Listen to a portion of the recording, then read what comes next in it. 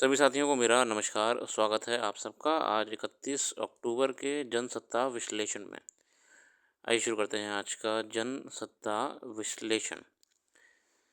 अब आगे बढ़ते हैं आज की खबरों की ओर। तो बाज़ार में इस समय दिवाली के चलते खरीदारी ज़्यादा होने से वापस से ऊर्जा आ गई है और जो मार्केट बीते लंबे समय से डाउन चल रही थी, उसमें कारोबारियों को और बाज़ार को एक अच्छी ग्रोथ देखने को मिल रही है।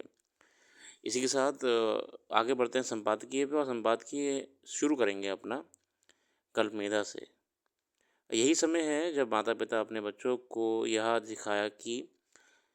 सिखाएँ कि विविधता में ही सौंदर्य और शक्ति है। माया एंजेलो।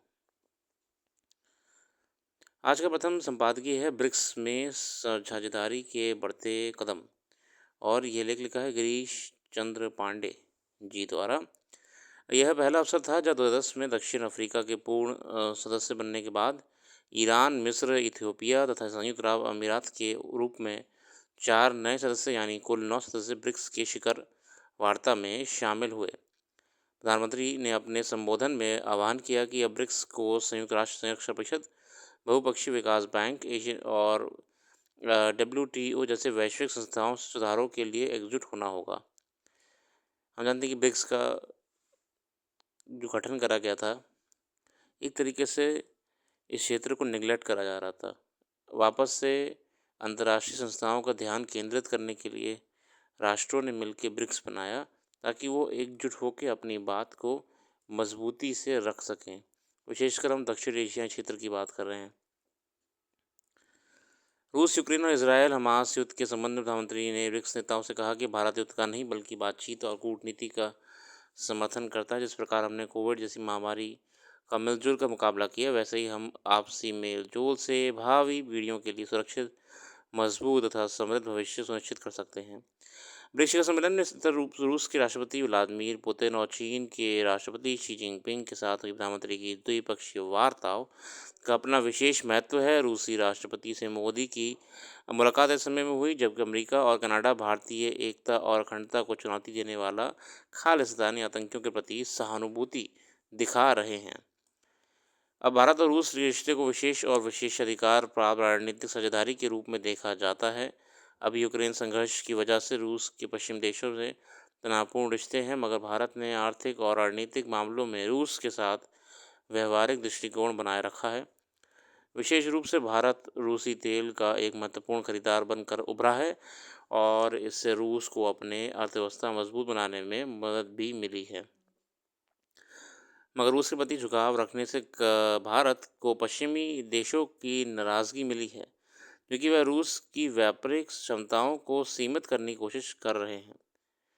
ये पश्चिमी देश भी इस समय बहुत उथल-पुथल में चल रहे हैं, और डिप्लोमेटिकली कहीं न कहीं अमेरिका अ, रूस को दबाने की कोशिश कर रहे हैं। प्रधानमंत्री की चीन के राष्ट्रपति शी जिनपिंग के साथ हुई द्विपक्षीय वार्ता के बारे में कहा जा रहा है कि इससे दोनों देशों के बीच पिछले 5 वर्षों के गिले-शिकवे दूर हो गए हैं। इससे पहले दोनों नेता अक्टूबर 19 में महाबलीपुरम में मिले थे। उसके बाद चीन की ओर से बेवजह पूर्वी लद्दाख में 20 में पैदा किए सीमा विवाद के बाद दोनों देशों के बीच कोई द्विपक्षीय वार्ता नहीं हुई थी। हाँ, 2020 में हम जानते हैं कि कैसे हमारी टेंशन्स बढ़ गई थी चाइना के साथ, मगर अब जाके हमने रिश्ते अपने वापस सही कर लिए हैं। अब पिछले वित्त वर्ष में भारत और चीन के बीच दोतरफा व्यापार करीब 118.4 अरब डॉलर का था। तो आपका पिछले वित्त वर्ष में यहीं भारत और अमेरिका के दरमियान दुबई व्यापार 118.3 अरब डॉलर की तुलना में थोड़ा अधिक है।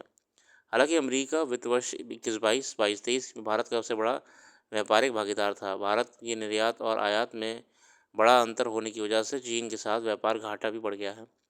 इसमें दो राय नहीं है कि भारत और चीन संबंधों का महत्व केवल दो देशों तक सीमित नहीं है। वैश्विक शांति, स्थिरता, प्रगति के लिए भी समान रूप से महत्वपूर्ण है।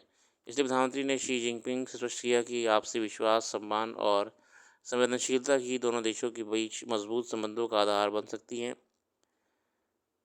और भारत ने तो वापस से अपना चाइना के साथ बॉर्डर डिस्प्यूट सेटल कर ही लिया है। अब तमाम बातें हैं। आगे आने वाले समय में भारत ये देख रहा है कि कैसे हम दोनों देशों के बीच में व्यापार को और बेहतर कर सकें। हालाँकि व्यापार बेहतर क्या ही होगा, हम इस समय आपका चाइना से लगभग $100 बिलियन का कारोबार कर रहे हैं, इम्पोर्ट कर रहे हैं, इसलिए हमारा व्यापार घाटा बढ़ रहा है।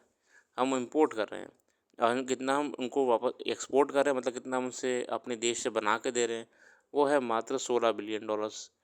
तो हम यहाँ पे $100 बिलियन चाइना से इम्पोर्ट कर रहे हैं, ठीक है, इसलिए व्यापार घाटा भी हमारा बढ़ रहा है। फ़िलहाल बात ये है कि ओवरऑल अर्थव्यवस्था को लेके, व्यापार को लेके और कूटनीति को लेके भारत का और चाइना का ये जो रिश्ता है, ये कहीं न कहीं सेटलमेंट पे है और इसका फ़ायदा आने वाले समय में देश को ही मिलेगा। विशेषकर ऐसे समय में जब विश्व बहुत ही समस्याओं से गुज़र रहा है। इरादे धुआँ धुआँ। जलवायु परिवर्तन का प्रकोप पूरी दुनिया को अपने पंजे में कस रहा है। हर कोई वैश्विक उत्सर्जन पर लगाम लगाने की ज़रूरत रेखांकित करता देखा जाता है।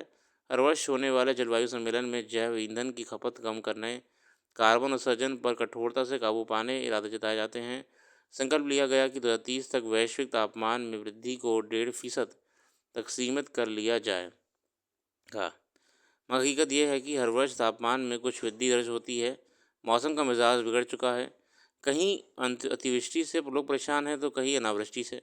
वहाँ की झीलों का ताल मतलब पहाड़ों पे देखिए आप, झीलों का कितना संकट चल रहा है, जलस्तर गिरता जा रहा है, नदियाँ सूख रही हैं, जलवायु परिवर्तन बढ़ रहा है।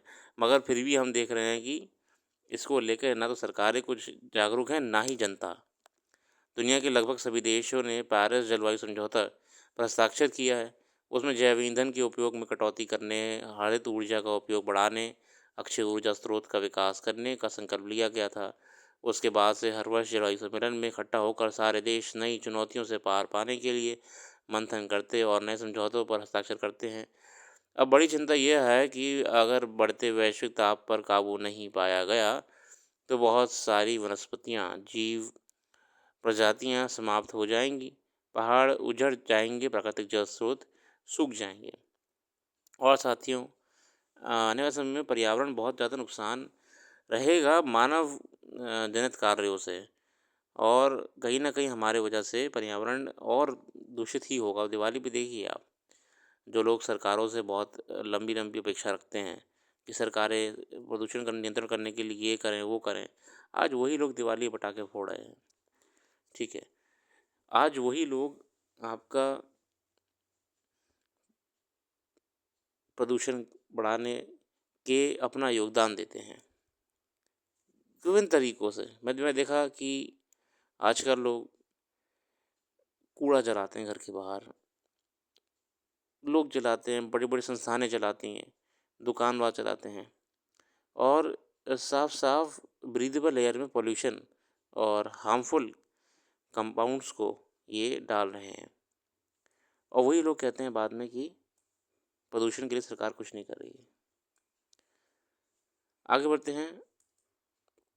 वर्तमान में इस आर्टिकल में बताया हुआ है कैसे यूएस, कनाडा और वर्तमान में भारत को लेके भी कई परिवर्तन हो रहे हैं, मगर विशेषकर अमेरिका में इस समय जो चुनाव चल रहे हैं तो बहुत सियासी गहमागहमी चल रही है। आगे बढ़ते हैं।